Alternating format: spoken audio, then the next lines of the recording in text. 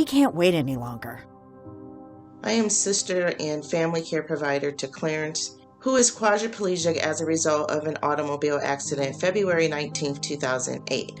My nephew was in a horrible car accident in 1994 that left him with a traumatic brain injury. This is my son, Dan. Dan suffered a severe brain injury in 2003 when he was 11 years old. At the end of that summer, Aaron, he was riding his bike with two other little girls and was hit from behind by a tool truck going approximately 55 miles an hour. He suffered a traumatic brain injury. And who was in an accident? I was in a car accident and they got hurt really bad. You got hurt really bad, didn't you? And I had to be mom took me to the hospital. I'm a severe injury car accident survivor, 35 years. I was wearing my seatbelt. I did have multiple injuries. My son was in a car accident and he received a traumatic brain injury. He was in a coma for 2 weeks. At that time, I was still working. I quit my job to take care of my son because I had to. I wasn't given a choice. Nobody else could handle it. And now, what am I supposed to do? How do I take care of him?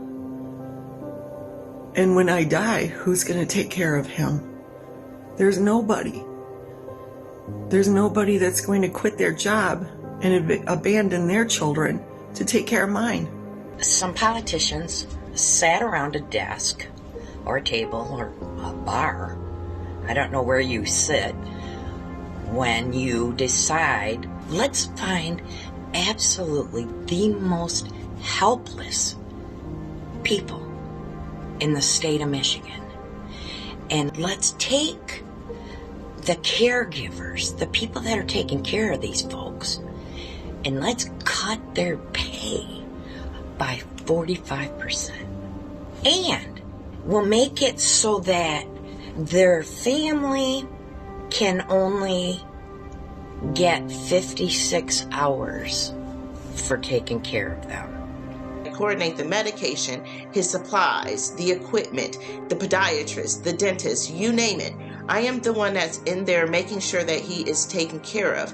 And I have given up a lot. Way back in 2011, I left my job because my brother needed me. Health Partners had to lay off all of their employees, and we lost the nurses. Fortunately, we had another agency that was willing to take the risk and pick us up, but they now are not able to provide benefits to the nurses nor any overtime. So since that time, we've lost 3 of our nurses. Most likely, we will lose another agency, and I will be left with this care on my own.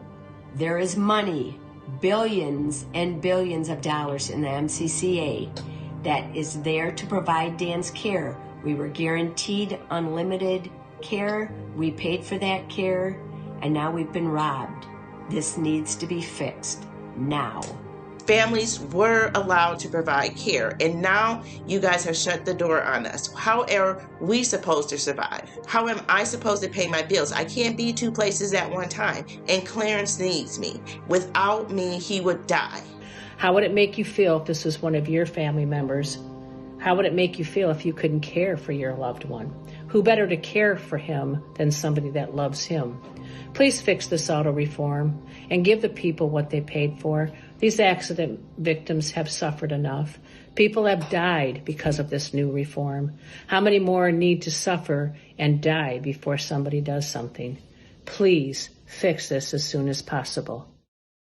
Crash survivors have died because of the limits placed on their care, and more will continue to die unless this law is changed. 24 bills have been proposed for various fixes, and a majority of lawmakers would vote yes. However, they're being stonewalled by Senate Majority Leader Mike Shirkey, House Speaker Jason Wentworth, and Chair of the Insurance Committee, Senator Lana Tice.